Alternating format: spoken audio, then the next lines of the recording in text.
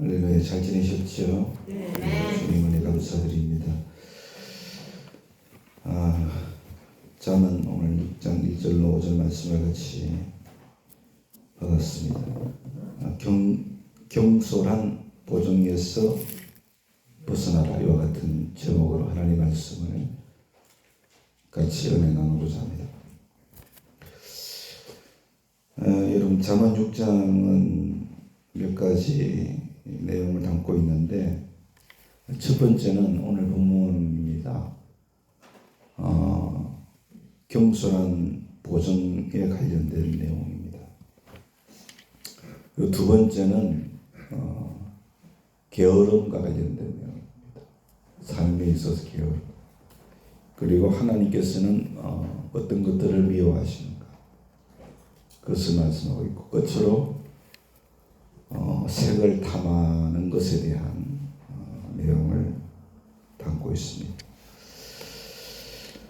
각각의 내용으로 우리가 볼 수 있는데, 그러나 이 각각의 교훈들 사이에는 윤리적인 연결성이 있다는 것이 학자들의 다수의 의견입니다.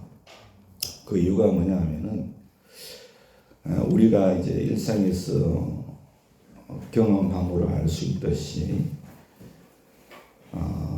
하나의 이 악이 다른 악과 밀접하게 연결되어 있기 때문에 그런 것이다. 그렇게 주장하고 다수의 의견이 그러합니다. 그러니까 경솔한 담보와 게으름, 하나님이 미워하시는 것, 그리고 색을 탐하는 것, 이런 것들이 다 연결되어 있다라고 하는 것이죠. 왜 그런가? 왜 그런가? 이유는 간단하죠. 그게 뭐냐면, 이러한 악이라는 것은 하나님을 경외하지 않기 때문에서 나오는 것이기 때문에 그렇습니다. 그러므로 어쨌든지 중요한 것은 우리들이 이러한 여러 가지 악에서 떠나는 것이 중요하죠. 떠나는 것이 중요한데, 그러면 이러한 여러 가지 악에서 떠나려면 어떻게 해야 되느냐? 반드시 우리가 하나님을 경외할 줄 알아야 되는 것이죠. 그리고 하나님을 경외한다는 게 뭔가요? 당자처럼 하나님의 말씀을 따름으로 근본으로 돌이키는 것인 줄로 믿습니다. 근본으로 돌아가는 거예요. 하나님 말씀으로 돌아가는 거예요. 하나님을 경외하는 거 아닙니까? 그러면 악에서 떠나는 은혜가 있을 줄로 믿습니다. 하나님이 불쌍히 여기시고 악에서 떠나게 하신 은혜를 더해 주신다. 여러분, 시편 119편 105절에 이렇게 말씀하셨어요. 주의 말씀은 내 발의 등이다 그랬어요. 또 주의 말씀은 내 발의 빛이 되신다, 그렇게 말씀하셨어요. 그래서 오늘 여러분들이 하나님의 말씀을 이렇게 확실히 붙잡고 그 말씀대로 살아갈 때 악의 자리에서 의의 자리로 옮겨지는 역사가 있을 줄로 믿습니다. 믿으시죠? 이 시간에는 본문을 중심으로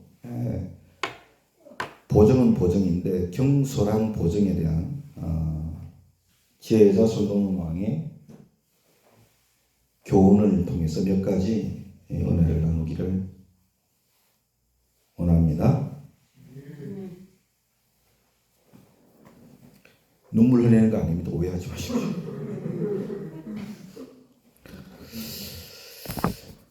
여러분, 먼저 이 보정과 관련해 가지고 몇 가지 좀 질문을 드려보려고 해요. 첫 번째는 오늘 본문의 내용과 관련이 깊은 질문인데, 여러분들이 다른 사람의 보정을 썼다가 혹시라도 어려움을 당하신 적이 있습니까?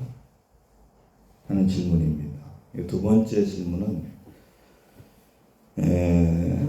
다른 분에게 보증을 써달라고 했다가 혹시 거절을 당해 보신 경험이 있습니까?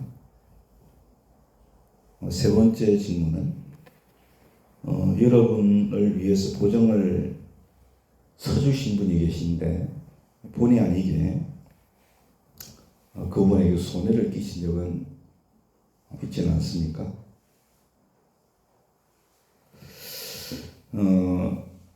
저 같은 경우에는 첫 번째와 세 번째 질문의 경험은 아직까지는 없습니다.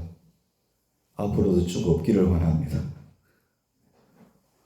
그런데 두 번째 질문의 경험이 저에게 딱 한 번 기억에 남는 게 있어요.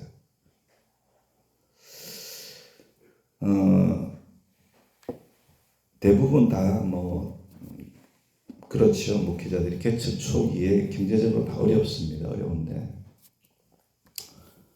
89년에 개척을 했는데 90년대 초반이었던 걸로 기억이 납니다. 근데 교회의 일이었는데 어떤 교회의 일이었는지 기억은 나지 않는데 정확한 기억은 없는데 돈이 필요했어요. 돈이 필요해서 은행에 이제 대출을 받으려고 하니까 보증인을 세우라고 하는 거예요. 보증인을 세우라. 그래서 그때 당시에 믿는 분이었어요. 믿는 분으로 그래도 충분히 보증을 서줄 수 있는 그런 어떤 여유가 있는 분이었어요. 그분을 찾아가서 사정 얘기를 하고 좀 은행에 보증을 좀 서달라 부탁을 했는데 그분이 그냥 거절을 하시더라고요. 그래서 아마도 그분이 보시기에 그때 제가 갚을 능력이 없었던 것으로 보였겠죠. 그죠? 뭐가 있어야죠. 무슨 없으니까. 그래서 괜히 보증을 쓰다가 어려운 일 당하면 어떡하나 그런 마음에서 거절을 하셨던 것 같아요. 근데 거절을 당할 때는 마음은 좋지는 않더라고요. 그렇죠? 오해 없이 들으세요. 여러분 거절을 당하더라도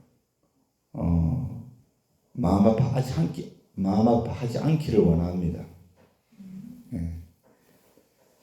하나님의 선하신 뜻이 있다고 저는 믿습니다. 근데 여기 이제 지금 드리는 말씀에 있어서는 오해는 하지 마세요. 그런데 그분이 거절했던 그분이 몇 년 후에 소식이 들려왔어요. 친한 친구에게 보증을 썼는데 그게 잘못됐다는 거예요. 그러니까 요새는 그 집하고 상가도 있었거든요. 상가도 다 그냥 그게 없어진 거예요. 모두 다 그냥 날려버린 거예요. 한순간에. 그런 소식이 들려왔어요. 근데 알고 보니까 그 소식을 듣고 놀랐습니다. 아니 지금으로 말하면 진짜 한 모르겠네요. 10억 이상 될걸요. 그때 당시만 하더라도 몇억 이상은 되었을 겁니다. 그 가진 것이 계신 것이. 놀랐어요. 근데 알고 보니 진짜더라고요. 사실이더라고요. 지금도 그분은 그때 보증을 잘못 써가지고 지금도 그 임대주택에서 삽니다. 어렵게 살아요. 보증이 잘못되지 않았다면 지금 세를 받고 사실 텐데 한번 보증을 잘못 쓰는 바람에 그렇게 어려움을 그냥 평생의 어려운 것 같아요. 다 날려버렸어요. 물론 그 친구도 일부러 그렇게 했겠냐 싶어요. 상황이 그랬다 보니까 그랬지 않았을까 생각은 되는데 해결이 안 되는 거죠. 여러분 우리가 살다 보면은요, 이 경제적으로 어려울 때가 있죠. 그러면 은행의 도움을 받아야 되고, 그럴 때는 누군가의 이 보증을 그죠? 보증이라는 것의 도움을 받아야 할 때가 있고, 그렇지 않습니까? 또 그러한 부탁을 내가 받을 때도 있죠. 그렇지 않나요? 근데 여러분 이게 잘못되면 관계가 깨어져 버려요. 보증을 썼는데 잘못되면 관계가 깨집니다. 그리고 또 하나는 뭐냐면 재산도 다 그냥 날려버리죠. 망하는 경우가 있다는 거예요. 이런 일이 여러분 많을 겁니다. 지금도. 그렇지 않겠습니까? 얼마나 많겠어요. 그래서 이 보증에 있어서 이 지혜자 솔로몬 왕의 교훈은 그럼 뭐냐? 두 가지로 크게 오늘 하나님께서 우리에게 말씀을 주셨는데, 첫 번째는 이런 보증이라고 하는 것은 신중하게 해야 됩니다. 신중하게. 자, 본문이 이제 1절부터 5절 말씀인데, 이 1절부터 5절 말씀을 이렇게 놓고 보면은 지혜자 솔로몬 왕이 마치 이 보증을 완전히 금지하는 것으로, 금하는 것으로 들릴 수가 있어요. 보증 쓰지 마라, 이렇게 들릴 수가 있습니다. 내용은 그렇지 않습니까? 보증 쓰지 마라 하는 거 아닙니까? 그렇게 보일 수 있죠. 근데 여러분, 우리가 잠언 전체를 놓고 보면 그렇지 않습니다. 절대로 그런 게 아닙니다. 그래서 오늘 이 본문은요, 보증을 쓰지 말라는 게 아니고, 그런 게 아니고, 보증을 섬에 있어서 경솔하게 하지 말아라, 성급하게 하지 마라, 이런 충고의 말씀인 것을 우리가 알아야 됩니다. 아시겠죠? 왜냐하면은 말씀드린 대로 이 잠언을 전체적으로 보면요, 보증을 장려하는 하나님 말씀들이 있어요. 보증을 서주라 하는 그런 의미의 말씀들이 있어요. 세 번역이에요. 14장 21절. 이웃을 멸시하는 사람은 죄를 짓는 사람이지만 가난한 사람에게 은혜를 베푸는 사람은 복이 있는 사람이다. 그렇게 말씀하셨거든요. 그리고 잠언 17장 17절에 보면 사랑이 언제나 끊어지지 않는 것이 친구이고, 고난을 함께 나누도록 태어난 것이 혈육이다 그랬어요. 그 말씀하셨어요. 그리고 잠언 18장 24절에는 친구를 많이 둔 사람은 해를 입기도 하지만 동기간보다 더 가까운 친구도 있다고 그랬어요. 잠언 27장 10절에는 너의 친구나 너의 아버지의 친구를 저버리지 말라 그랬어요. 내가 어렵다고 친척의 집을 찾아다니지 말아라. 가까운 이웃이 먼 친척보다 낫다 그랬어요. 이런 말씀들을 보면 보증을 쓰지 말라는 의미가 아니죠. 예수님께서도 마태복음 5장 41절에서 이렇게 말씀하셨어요. 억지로 우리를 가게 하면은 심리를 동행해 줘라. 그랬죠. 그리고 42절에는 구하는 자에게는 주며 꾸고자 하는 자에게는 거절하지 말아라. 이 예수님 가르침이에요.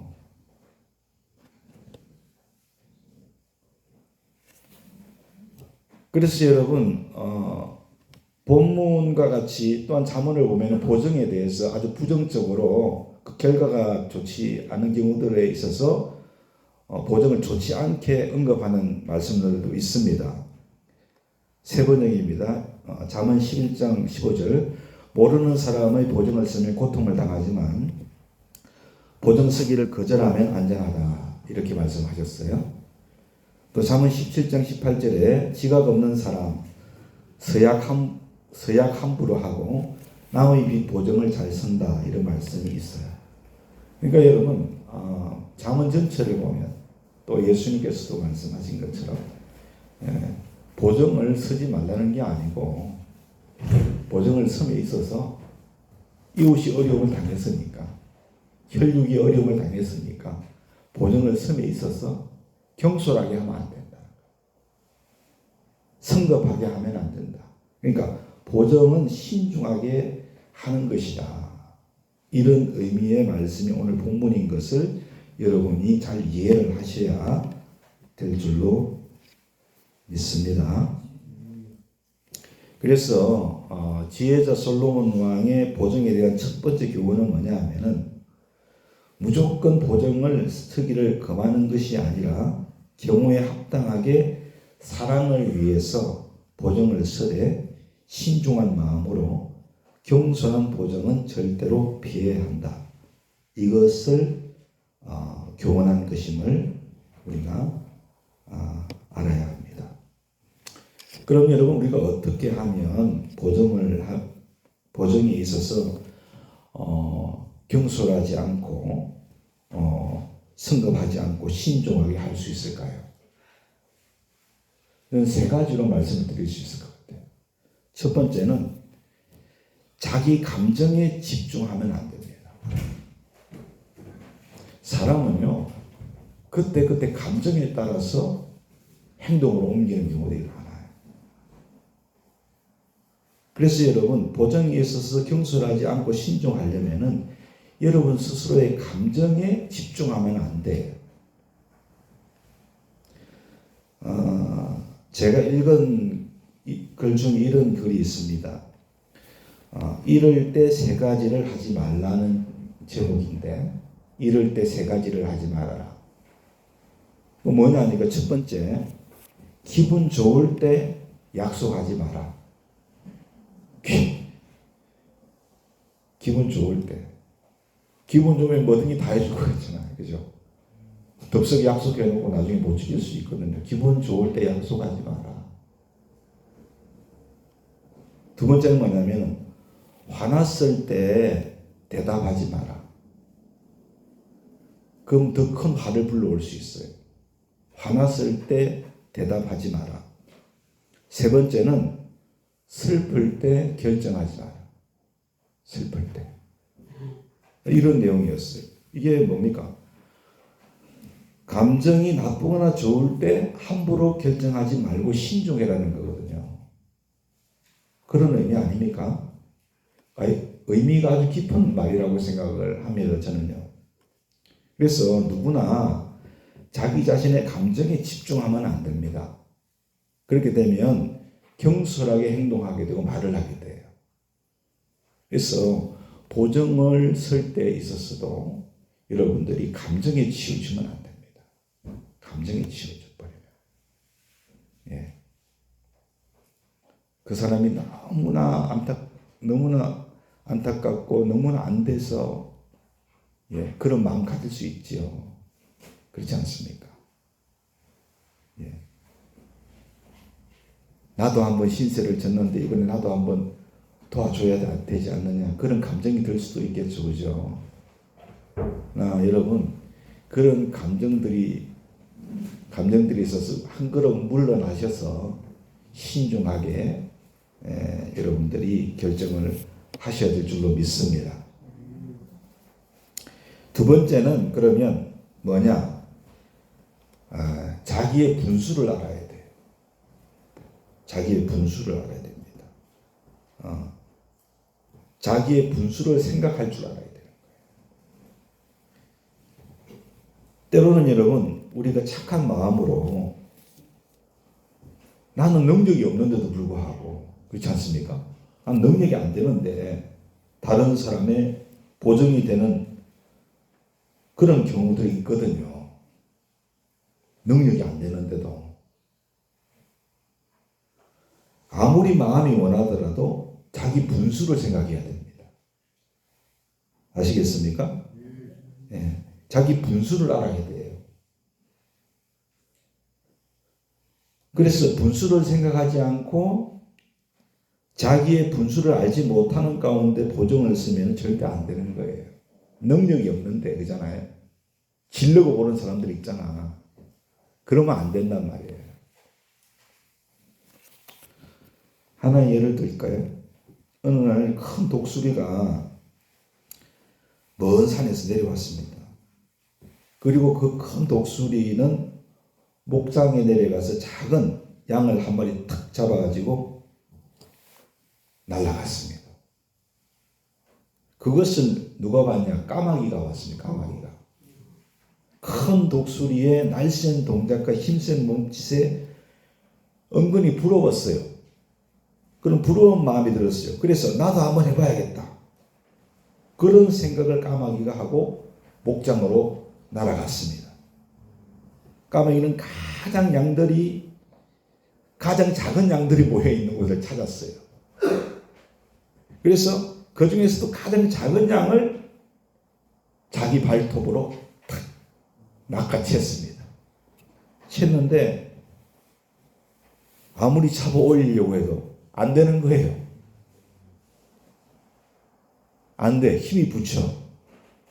얼마나 날개짓을 했는지 모릅니다. 그런데 안 됩니다.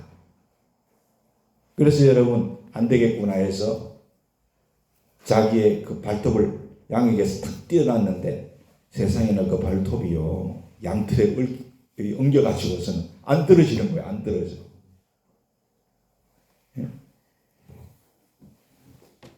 까마귀가 겁이 나서 빨리 도망치려고 더 날개질을 했는데 더 엉기는 겁니다. 그걸 보고서는 여러분, 양들이 달려들어서 까마귀를 밟아 죽였대요. 제가 지었는데 재밌습니까? 제가 지었으면 동화 작가가 됐겠죠. 이솝 얘기에 나오는 겁니다. 이솝 얘기에. 이게 무슨 얘기입니까? 이 얘기의 핵심이 뭡니까? 자기의 힘을 알지 못한 까마귀가 어떤 비극을 당했냐, 이걸 보여주는 거거든요. 밟혀 죽었다니까요. 예? 여러분들 주제를 알아야, 우리가 자기 분수를 알아야 돼요. 아시겠죠? 그래서 그냥 마음이 원하는 대로 그냥 그렇게 질러버리면 안 된다는 걸, 보정을 질러버리면 안 돼요. 그래서 세 번째, 그러면 경솔하지 않게 보정을 신중하게 하려면 어떻게 되냐? 세 번째는요, 보정을 써달라고 하는 사람의 중심을 우리가 좀 볼 줄 알아야 되겠어요. 나한테 보정을 써달라고 하는 분의 중심을 볼 줄. 우리는 외모만 보지만 하나님 중심 보신다 그랬죠. 중심을 좀 볼 줄 알아야 돼. 그 사람의 중심을. 그 사람의 중심을 보면 여러분, 신중하게 우리가 보정을 쓸 수 있다고 생각합니다. 중심이 하나님을 참 경외하는 사람이요. 그럼 혹시 그게 잘못되더라도 저는 상처를 적게 받을 것 같아요. 그리고 혹시 문제가 되더라도 하나님을 경외하는 사람은 언젠가는 그걸 다 갚습니다. 책임을 집니다. 그래서 여러분들이 그분이 정말 하나님 앞에 신실한 사람인가 아닌가, 그것을 좀 볼 수 있는 안목이 있을 수 있기를 원합니다. 그러면 조금 더 신중하게 보정을 쓸 수 있지 않겠냐 하는 것이죠. 두 번째는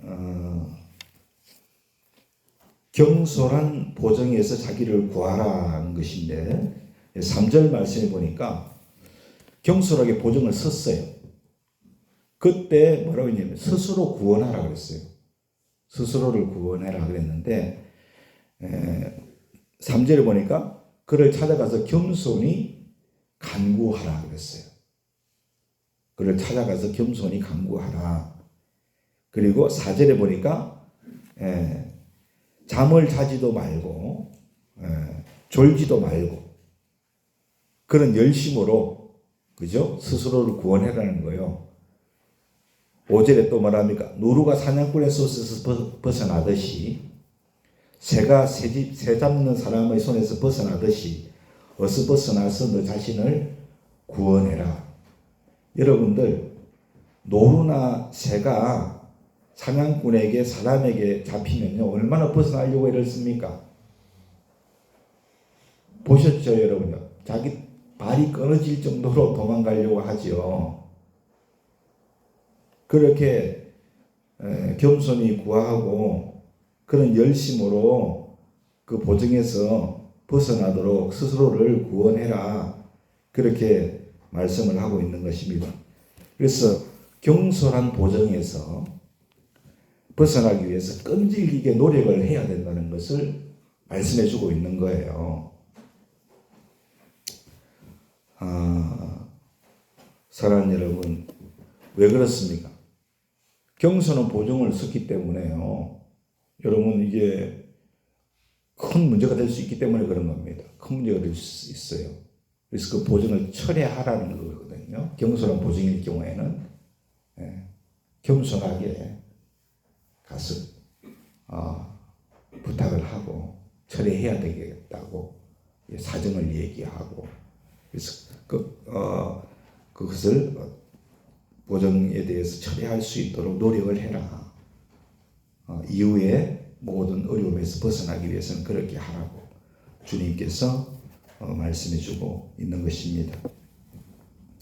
사랑하는 여러분, 우리가 3절부터 5절까지 이런 겸손한 보정으로 인한 수고를 하지 않으려면요 어떻게 해야겠습니까? 첫 번째 교훈, 신중하게 보정 써야 됩니다. 아시겠죠? 그렇지 않으면 여러분 이러한 어려운 상황에 놓일 수 있다는 거예요. 해결하기 위해서. 그러니까 꼭 기억을 해야 됩니다. 신중하게 하는 거 3가지 말씀드렸죠? 예, 3가지. 감정에 치우치면 안 돼요. 또 뭡니까? 분수를 생각하고 보정을 요청한 사람의 성품을 잘 신중하게 봐라. 3가지 정도의 말씀드렸습니다.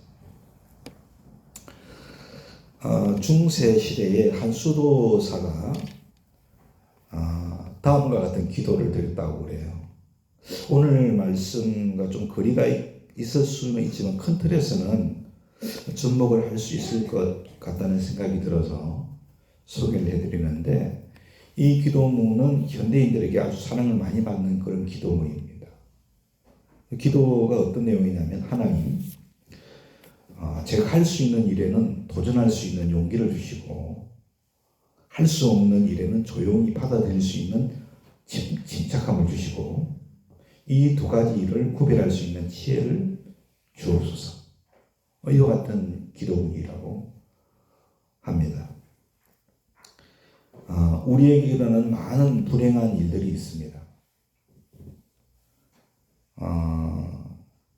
이 많은 불행한 일은 이 2가지, 할 수 있는 일과 할 수 없는 일을 혼동하는 데서 비롯되는 것들이 많습니다. 불행한 일들이. 할 수 있는 일을 하지 않으면요, 그 사람은 게으른 사람입니다. 근데 할 수 없는 일을 하는 사람은 어떤 사람입니까? 무모한 사람이죠. 그렇지 않습니까?